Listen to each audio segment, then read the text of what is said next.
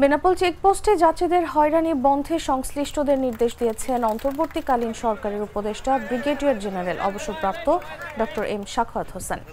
বন্দরে cargo vehicle terminal উদ্বোধনের পর তিনি নির্দেশ দেন। এম সাখাওয়াত হোসেন বলেন, ভারতীয় পণ্য বোঝাই ট্রাক এই কার্গো ইয়ার্ডে রাখা হবে।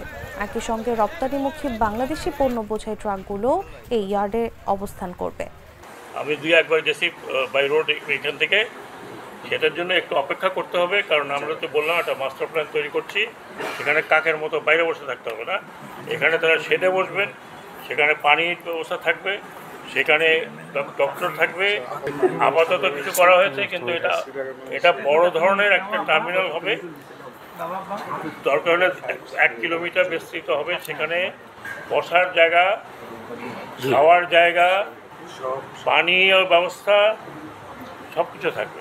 এ সময় নৌ মন্ত্রণালয়ের অতিরিক্ত সচিব দেলোয়ারা বেগম, বন্দরের চেয়ারম্যান মনজারুল মান্নান, জেলা প্রশাসক মোহাম্মদ আজহারুল ইসলাম, বিজিবি দক্ষিণ পশ্চিম অঞ্চলের region commander brigadier general Humayun Kabir, Benapole কাস্টমসের কমিশনার মোহাম্মদ কামরুজ্জামান, শার্শা উপজেলা নির্বাহী কর্মকর্তা কাজী নাজিব হাসান প্রমুখ উপস্থিত ছিলেন।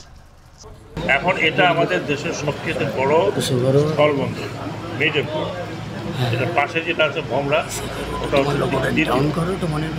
এত বড় স্থলবন্দরের কারণে আপনাদের এই বেনাপোল এখন চেনা যায় না। এটা অনেক বড় ধরনের শহরে পরিণত।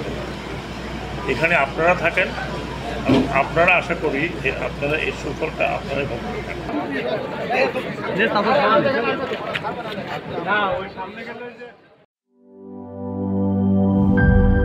টাইলক্স টয়লেট ক্লিনার, যার অ্যান্টিব্যাকটেরিয়াল এজেন্ট টয়লেটের কোনায় কোনায় পৌঁছে 99% জীবাণু ধ্বংস করে, টয়লেটের কঠিন দাগ ও দুর্গন্ধ দূর করে টয়লেটকে রাখে ক্লিন আর সুবাসিত। ক্লিন মানেই টাইলক্স।